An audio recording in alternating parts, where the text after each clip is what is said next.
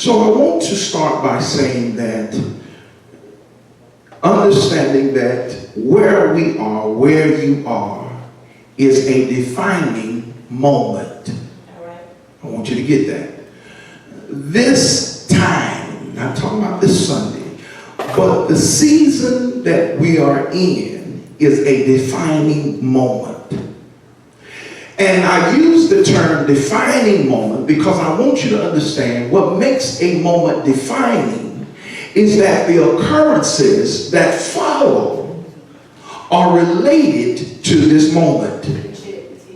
In other words, I want you to understand, for it to be a defining moment, it is a moment in which our character is going to be revealed or shapen. And so then, based upon what transpires in this moment, it will trickle down into other occurrences that are going to follow. In other words, the domino that we're about to tip over is going to set in motion in your life some things that you will literally be able to look back and say, it's all because of what happened during my period of preparation. And so then when there is a defining moment, you must understand that this moment is also inclusive of some strange things. This is what makes it defining, because it's not like a previous moment in my life. It is not normal. It is unexpected. It is uncommon. It is incredible. It is wonderful. It is unthinkable. In other words, it is a defining moment to the point where what shows up in my life has never been in my life. It has been something that I've dreamed of, imagined, prayed for, but it is yet to manifest. When I say that this is a strange moment, I'm saying that this moment finds itself contradictory to your received opinion. It is not congruent with the people and what they said could happen to you. Yes. I want you to understand that a defining moment is not consistent with the norm. It is perplexing. It is baffling. It is difficult to understand because the circumstances don't seem to align themselves to produce such a defining moment. One would think that if I'm going to have a defining moment, that everything would be good in my life. But a defining moment does not need, it's not predicated upon the circumstances in your life being perfect.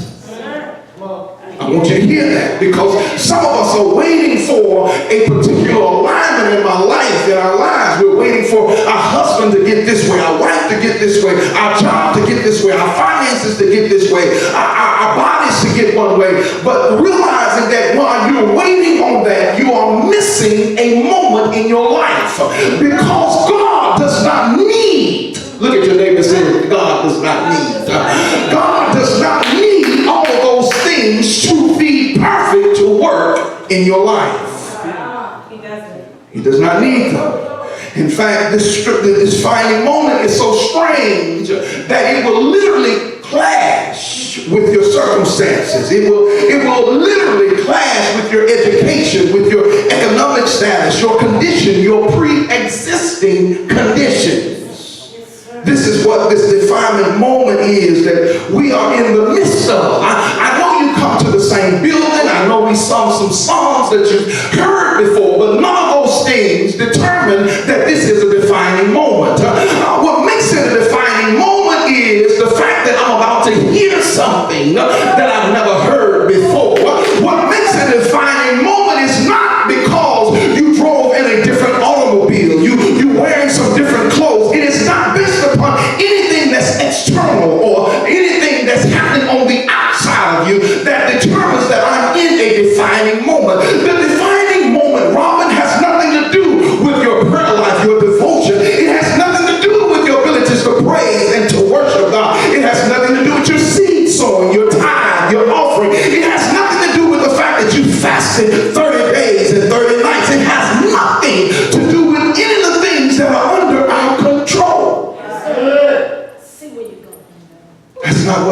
defining moment is about.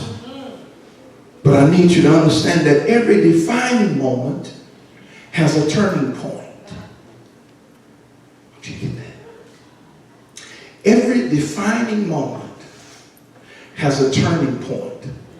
A point where it shifts, where things turn.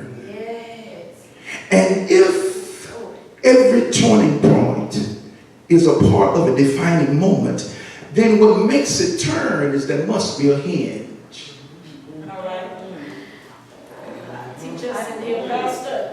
I'll just stay with me. This is what happened when you let me off for a few weeks. You see this? Because so many of us are sitting, anticipating. I know we've been taught in church that expectation is the breeding ground for miracles. But we're waiting for something to turn. We're waiting for a situation to turn. We're waiting for our mindsets to turn. We're waiting for the conditions in our life to turn. But I want you to understand that the turning point is based upon the hinge that exists. Otherwise, it cannot turn. And so then you need to understand that when I say a hinge is an axis. It is a link. Watch this. It is a transition from one dimension, not season. Y'all hear me clearly. Watch this now. It is a moving literally from one dimension, not season, to another. You said, why do you say that, man of God? This is why Paul told the church in Ephesus. He says, I want the saints. He said, I'm praying for you saints because I need you to understand and comprehend the breadth, the length, the depth, the height. All of those refer to dimension. Yes, sir. Yes, sir. So what he was saying, Kayla, I need you to understand not only do seasons exist, but dimensions also. You teaching it here. I know we've been in church and we've heard people say, you want to go to another dimension? And we just clap and say, yeah, but we don't know what the dimension is. Come on, y'all, talk back to me. We done heard people say, come on, give God praise. We're going to go to another dimension in God. Where is it? How do I get there? That's right. How do I know dimension exists? This is why Paul was praying for the church.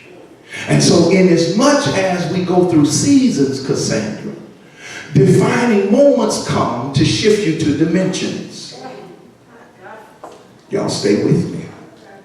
A hinge is not only is it an axis or a transition, but it is also anything which turns or depends on something that does turn. It is, or it can be, a governing principle to the point where it provides direction or clarity. This is what a hinge will do. It is something that will cause what is in one position to end up in another position. This is why there's a turn. This is why some of us are waiting for situations to turn, but we don't know how to make it turn. We wonder why has it not turned. And so then I want you to understand when we talk about hinges, hinges are often associated with doors. Therefore, a hinge is not the focal point of the door, but the pivotal point of the door. Are y'all hearing what I'm saying? That the hinge, small in stature, is not the focal point, but it is the point at which the door will turn. It is the point at which your situation will shift. It is at the point where your discontentment leaves. It is the point where your depression vacates. It is the point where your debt exits your life. And so then you must understand that when there is this turning point, this hinge, I have to understand and recognize, not just be looking at the door, but what's going to cause the door to turn. Because make no mistake, watch this, that when you bring in the account of a door, the door is conterminous or contingent connected with destiny. And so then I can slow it down one more time. That if you're going to talk about doors, then doors are often synonymous, parallel to destinies. So then I need to understand what turns my destiny. Oh my God. What is it that will cause the door from the dimension that I'm executing and living in now to swing open so that I can ascend to another dimension? I need to know God. I know that I'm called. I know that I have a destiny. I know that I have a purpose. But how do I move in my destiny? What is the hinge or the hinges to my destiny? It is my obedience to the choices of God. God has made some choices for you. But then the question has to become, am I going to be obedient to those choices? Because those choices that I make will turn around and make me. Where you are today is because of the choices that you made. If you're miserable in your life, it's because you made some miserable choices. I don't want to say amen in this place. If you're in a place where you're broken, busted, and disgusted, it's because the choices that you made centered around a place that conducive to you being broken, busted, and disgusted. And so then if I want to change my destination, then I've got to change my choices. Oh my God. The problem is, saints of God, it's not that we don't know where we want to end. We have a problem in how to get there. And so then the choices that we are choosing, the choices that we're grabbing hold to, the choices that we are attaching ourselves to, do not produce the destination. They do not produce it. And so then we find ourselves missing or delayed or denied or standing on the outskirts looking in. We find ourselves window shopping in our own destiny. And see, I need you to understand that. Let's get some clarity to destiny. Because most of us, watch this, say, we think destiny is singleness or single in itself. Watch this. Did you hear this? But you need to understand that destiny is an accumulation. It is the totality of all of the responsibilities. It is the accumulation of all of the duties and purposes and assignments and occupations and vocations. See, the problem is we think destiny is one thing, when in actuality destiny is a group of things that act as one. You say, wait a minute, man of God, how do you say this? Because, watch this, let's talk about Jesus for a second. Many of us think Jesus' destiny was the cross.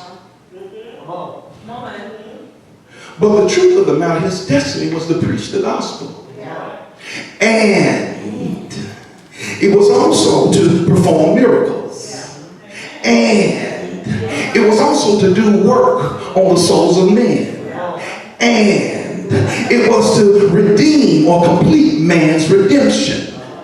And he was a carpenter. And so all of that made up his destiny. This is why some of us are so frustrated, because we think our occupation is separate from our destiny. We think just because we work at Walmart that has nothing to do with my destiny. But you chose to work at Walmart, then that choice is still tied to your destiny. And so then I must then broaden my scope and understand that every choice is about my destiny. Not just my spiritual, my ministerial calling. See, we've equated destiny to only be, am I called to be a prophet and evangelist? Am I called to be a pastor? Am I called to work in this area of ministry? And we have dissected and separated the fact that the other portions of our life as though they don't matter. when the truth of the matter, every aspect of your life, who you choose to be with affects your destiny. I'm going to talk about myself. If I was not with who I'm with, then I would not be where I am. Y'all don't hear what I'm saying. But because the choice that I made to marry her impacted my destiny, made it a part of my destiny. And so wherever you go to school, that's a part of your destiny. Where you choose to travel is a part of your destiny. What you choose to do with your money is a part of your destiny. Because we have to understand these choices open doors, and those doors affect my destiny. Are y'all hearing what I'm saying? I'm coming to your neighborhood. And so we have to realize that my destiny is impacted by every choice I make. Your destiny is impacted if you choose to be a vegan or not. Come on. See, I told you, we've isolated to think destiny has nothing to do with our physical welfare. Are y'all hearing what I'm saying? All the things, all of the choices have something to do with our destiny. When Jesus told his disciple, I must needs go through Samaria, it was a part of his destiny. Not just the cross and everything else was irrelevant. No, everything that Jesus did was a part of his destiny. When his mother said, look at my son and do whatever he tells you to do, and he changed the water to wine, even though he said my time had not yet come, that was still a part of his destiny. Preaching here. And so then we have to broaden, we have to elaborate, expand our scope of what we mean by destiny. And understand that our choices, every choice, look at your name and say, every choice is affecting my destiny. Whether I decide to get on my knees and pray every morning, it's affecting my destiny. Whether I decide to fast, Pastor Matt, it's affecting my destiny. Whether I decide to get in my word and study the word of God and memorize the scripture that you told them in the class to learn, it affects my destiny. Whether I confess over my life what the Bible says in Isaiah 11:2, the Spirit of the Lord is upon me, the Spirit of wisdom and understanding, the Spirit of counsel and might, the Spirit of knowledge and of the fear of the Lord. If I choose to do that, it affects my destiny. Affects my destiny. Can we go a little bit deeper? Look at your hinge and say, I guess it's time to turn. It's time to turn. It's time to turn. It's time to turn. I need some things to turn. One of the things that you must also understand about a hinge, that is always attached to something that's fixed and something that's mobile. Okay. To get this, in order for a hinge to work, there has to be one part that's attached to something fixed, to something that's settled, to something that's the same today as it was yesterday and will be tomorrow. Y'all ain't picking up what I'm putting down here. That one part of this hinge has to be fixed so that it does not fluctuate. It does not move up and down based upon the conditions. It has to be fixed in such a way that it is in the same place every time so that it can create the same movement with every push or pull. I wish I had somebody to feel what I'm saying in this place. That hinge, it must be laid and attached in such a way that when it turns, whatever it is attached to has the capacity to sustain and hold the weight of that door. Almighty help me, Holy Ghost. It is, you must understand, that hinge. Make no mistake, oftentimes it is not easily visible because it's not the focal point.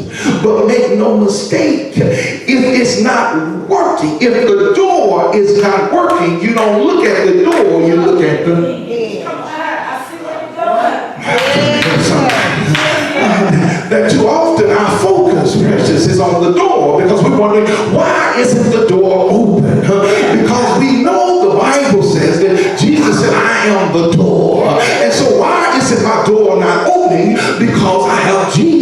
my life.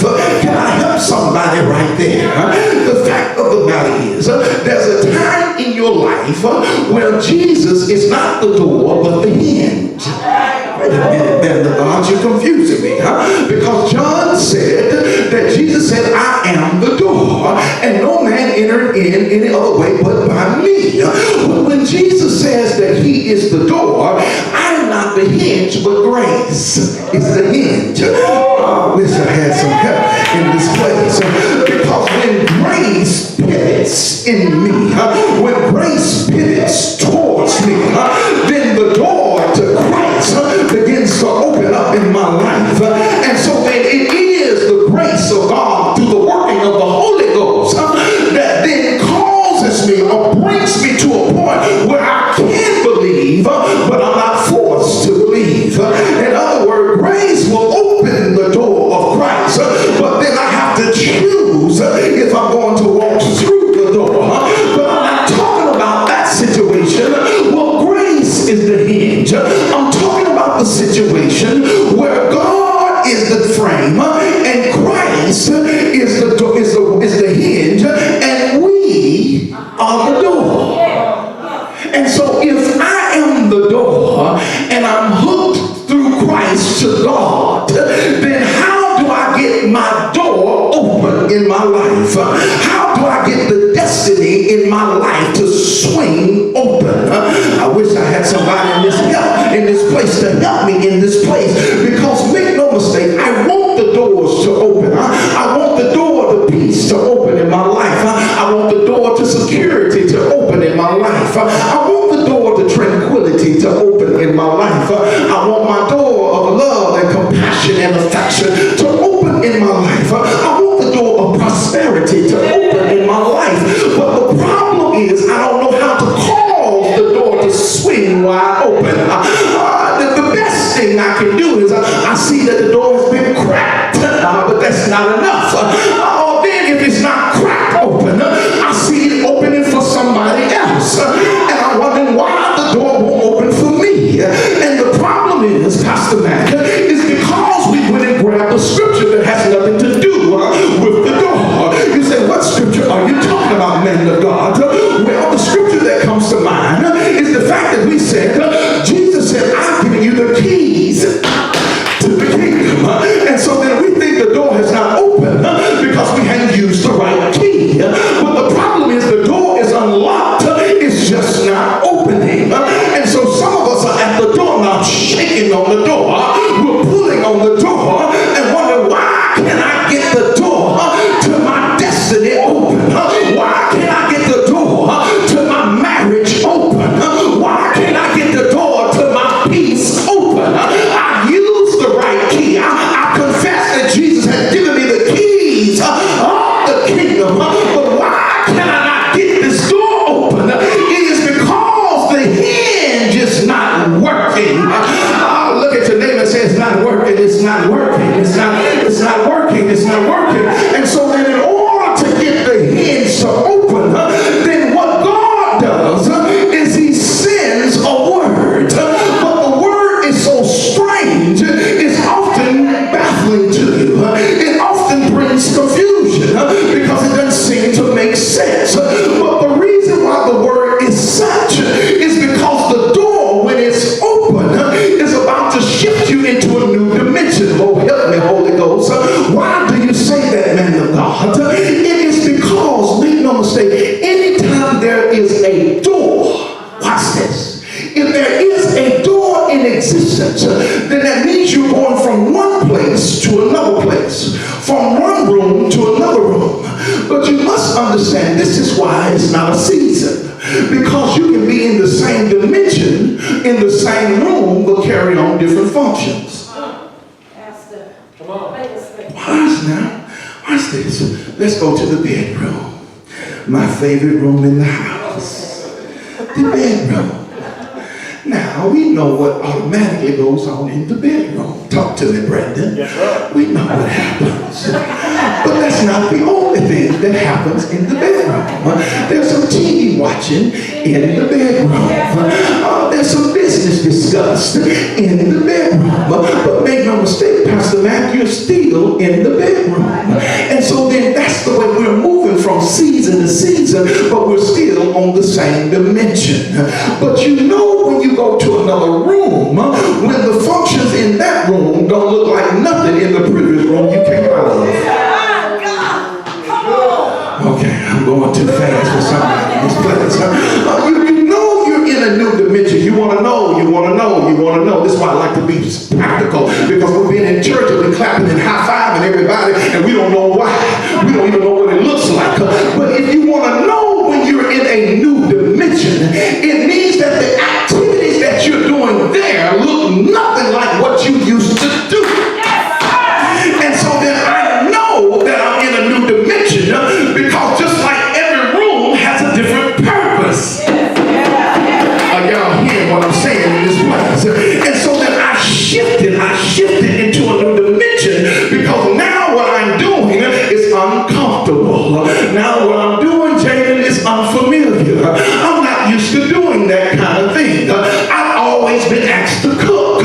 I've always been asked to take pictures. I've always been asked to sing. I've always been asked to work the audio board. But when you go to a new dimension, say, oh my God, it is because you have to realize that now I'm stepping into a place where the activities of that room is foreign to me. But I have to trust that because the hinge worked, that the door opened, that it's time for me now to go into that room.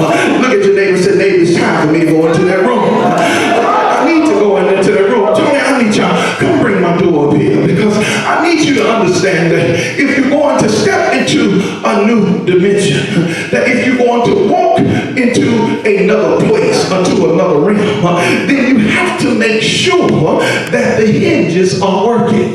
Because regardless of how big the door is, the door will not work if there's no hinges. Are y'all hearing what I'm saying? If the door, no matter what, come on, stand on this side right here. Stand right there. Stand right there. There you go. Go back that way, right there. I just need one of y'all to hold the door. It ain't no swing. Thank you. Slide that way, right there. You can stand behind it. Now watch this. You have to understand that when you get ready to go through a door, you must always cross, watch this, something known as the threshold. Come on. Slow down, Pastor B, slow down, Pastor B. Slow down. Watch this. The threshold symbolizes the edge. It symbolizes the place where you're about to leave the familiar and enter into the unfamiliar. Are y'all hearing what I'm saying? And so then I have to be cognizant of not only the threshold, but also of the hinges. Where most of us are only focusing on the door. But the door only works if the hinges work. I'm going to say it again. The door only works if the hinges work.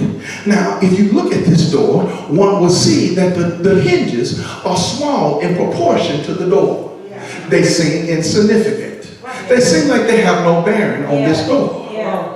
Because they're not painted in most situations. But the thing you have to realize about the hinge, because if you have a hingeless door, then the door becomes a barrier. Are y'all hearing what I'm saying? And so when the door was supposed to be my way of escape, was supposed to be my transport, was supposed to be my escalator, was supposed to be my elevator, it now becomes a barrier. And so then I'm standing in a place that I'm trying to get out, and I believe if I shout, it'll come out, but the door still won't open. I'm hollering from the other side, but the thing about it, the people on the other side can't open the door for me. Oh, y'all not hearing what I'm saying. It is because everybody understands this, that when you do open the door swings one way. And the only way the door is going to open in your life is when you. That means I can't open your door for you. your neighbor can't open your door. And let's set the devil straight real quick. The devil can't keep your door closed. He can convince you and try to persuade you, but he can't really keep the door closed because the door is not attached to him. The door is attached to a hinge that's attached to something that's fixed, to something that's settled, to something that's designed to open only to the right person. And so then I understand that this door is in betwixt my breakthrough. This door is in betwixt my freedom, in betwixt my liberty, in betwixt my prosperity. I want to come out. I want to come out. Come on, we've been in church since the start. We don't have 25 people to say, I'm coming out. I'm coming out. Yeah, come on, y'all talk back to me. You done said it. You done said, I'm coming out. I'm coming out. But then when you got back home, you find the door was still. Y'all hearing what I'm saying? And so then with this door being my destiny, my choice, I'm trying to figure out what choice do I need to make to get the door to open. Understand that the hinges represent my choices and the door is my destiny. Then what choice do I need to make to get this door open?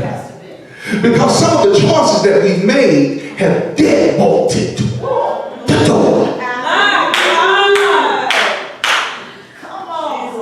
There are some decisions, Priscilla, that I made that dead-bolted the door. And all the while I thought, Brother Hill, that they would open the door, but all they did was reinforce it. And no matter how much I cried, the door still went open. No matter how much I beat on the door still went open. And so this is why we're here. This is why we're here. That God is saying, please tell them that they're on the precipice of making some choices that are going to send a shockwave through their life. Y'all not hearing what I'm saying? Because it's easy. It's easy to take or make the decision that's conducive to your circumstances now. See, what we tend to want to do is to make a choice that will alleviate our present conditions, not realizing that that decision impacts not just this moment, but the next moment.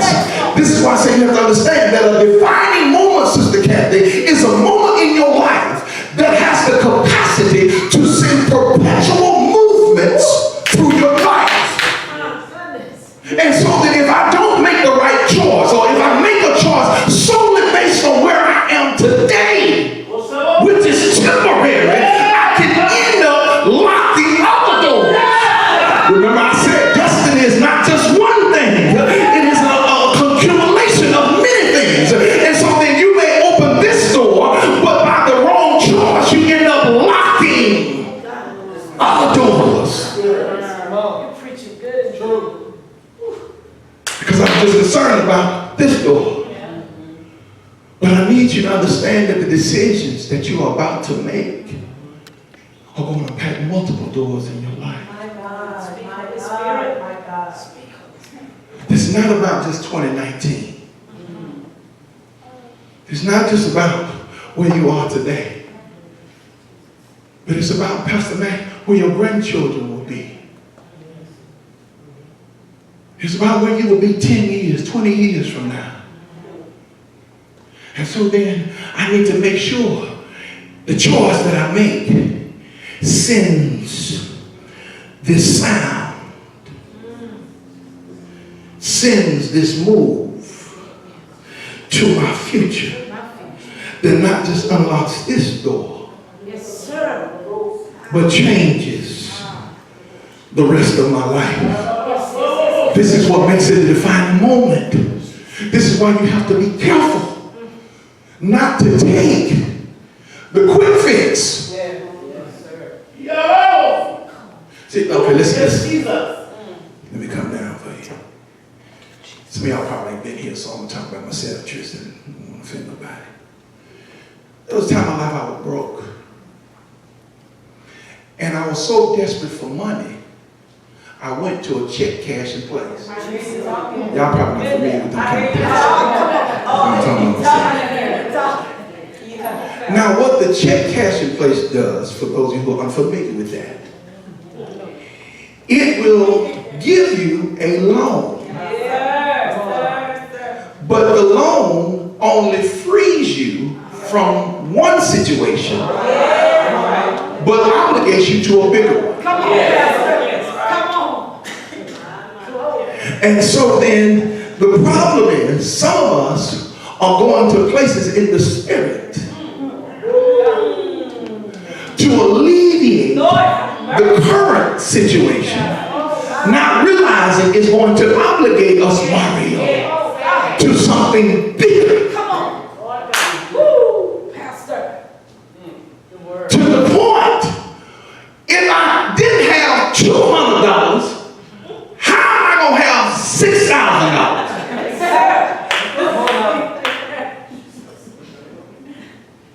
But because my desperation was so great, I took the bait. I took the bait. I took the bait. I took the bait. I took something that looked like it was good to me, but it wasn't good for me. I took the bait, Brandon, because I was so sick and tired of being tired. I was so frustrated with my finances that I thought that this was the right fix. But listen to me, hear me, a quick fix never resolves your problems. Because you didn't get in overnight. So you're not going to come out overnight. But that just doesn't apply to money. It applies to relationships. If your relationship is damaged, it didn't get that way overnight, then it's not going to be repaired overnight. So when you get ready to repair the relationship, make sure the door that you open is not just one for the temporary fix.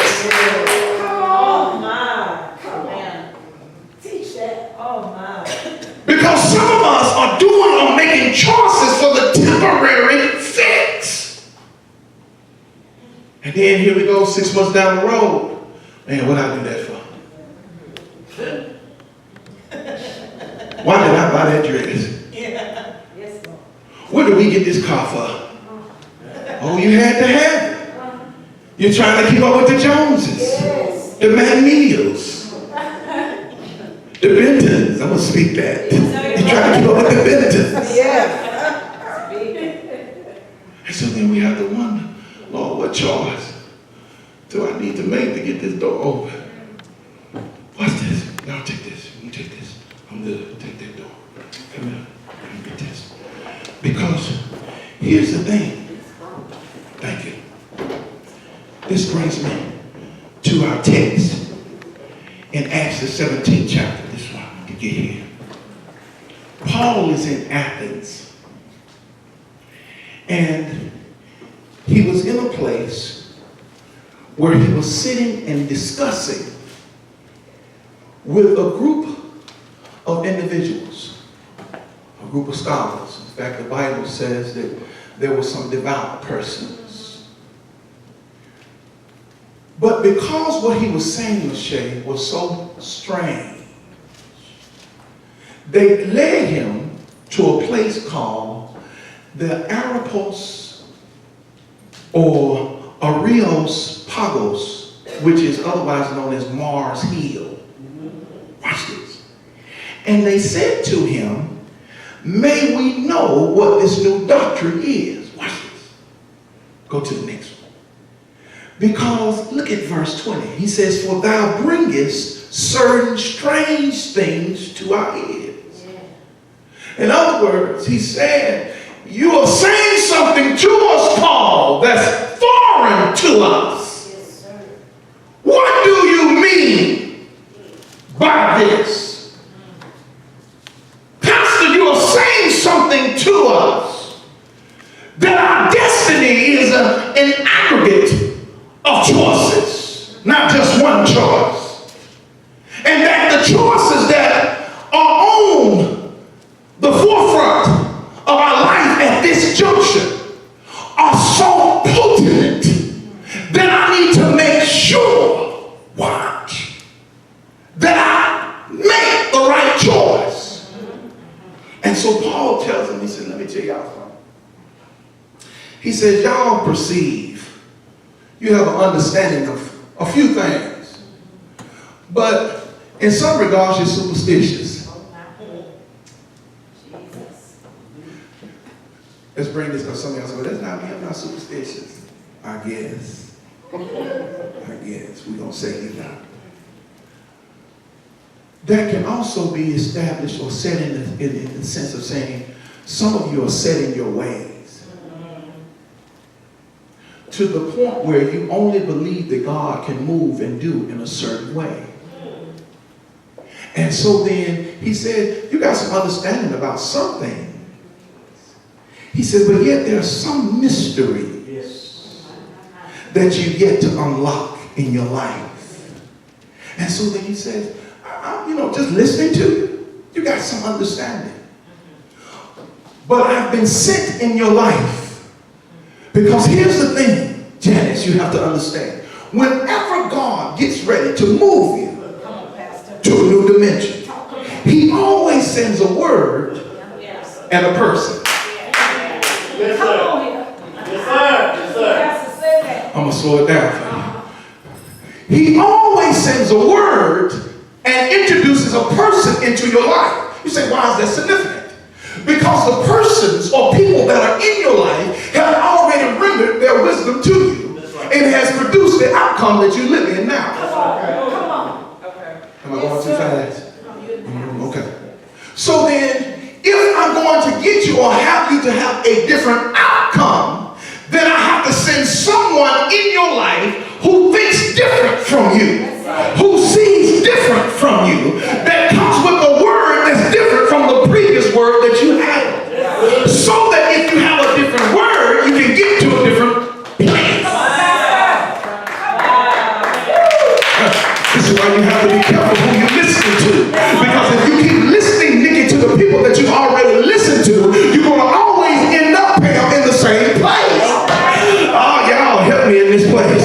Some of you are mad that you're in the same place over and over. It's because you keep listening to the same people over and over. And those same people are in the same place because nothing new was introduced into their life. This is why you cannot fight Phyllis. When something works, some new word is introduced to your life, it is because God is trying to escalate you to a new dimension. That's why I say we've been in church and we talk about going to a new level. We don't know. We just say, yeah, we know. But how you going to get there, Tristan, is because there's an escort provided. Talk about it. Look at your neighbor and say, I'm looking for my escort. I'm looking for my escort. Because except I find the escort, the door won't open. The door won't open. It won't open. It won't open. So why he's talking to them? He said, look, I hear y'all. I perceive that y'all got some understanding in some things. He says, but I need you to understand that God has determined all of our lifetimes. They've already been appointed from God. He says, I want you to understand that it's in him that we live and move and have our being. And so then you need to understand that you're trying to live outside of God. But if you're going to be with God and be an offspring of God, then you have to live in God. I wish I had some help in this place. If you're going to be a child of God, you have to live in God so that you can get the benefits of being a child of God. But too often we say we are children of God or a child of God, and we're trying to live outside of our Father's domain. Are y'all hearing what I'm saying? And so then he goes on to say, he says, in times past, God overlooked your ignorance. In times past, God excused that you was naive and immature. In times past, God overlooked the fact that you was whorish and hellish. In times past, God overlooked the fact that you was mean as a junkyard dog.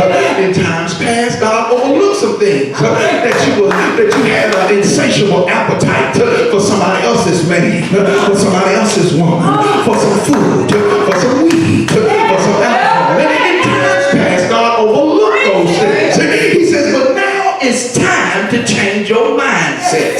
Look at your neighbor and say, it's time to change our mindset.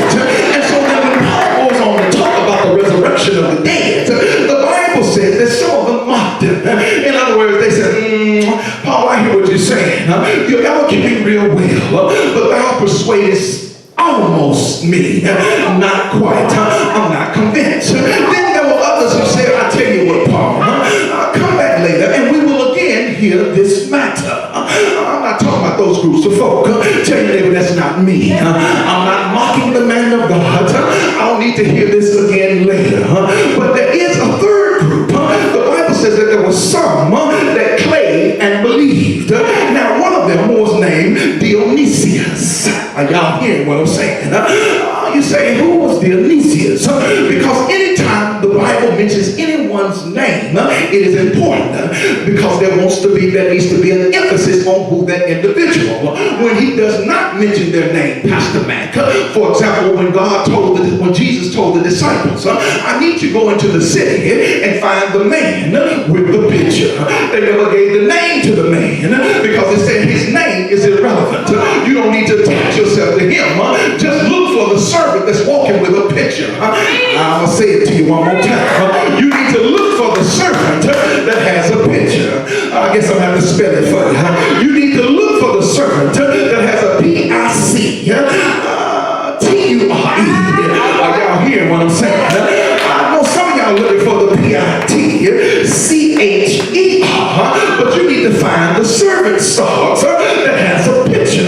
Because if you find the servant that has a picture, they can lead you to a room that's fully furnished. And so the Bible says that there were some that cleaved and believed Paul, and one of them was Dionysius. But you said, why is Dionysius' name mentioned? It's because Dionysius was one of the multitude that was in Mars Hill. In other words, that he was one of the ones who converted over after hearing the word of Paul. And so what are you saying, man of God? That there comes a time when you at the precipice, when you're on the brink, when you're on the verge, when you're on the edge, when you're at a climax, that you need somebody to push you over the edge. Look at your neighbor and say, neighbor, I need you to push me because I'm close to the edge. I'm close to the place where I'm about to make a decision that's going to change the rest of my life. I'm at a point where I'm reluctant to trust, where I'm trying to step out there, but I'm scared because I don't know how deep it is. I don't know what's on the other side, but I need somebody to push me. Look at your neighbor and say, neighbor, I'm getting ready to push you. In fact, I feel like the doctor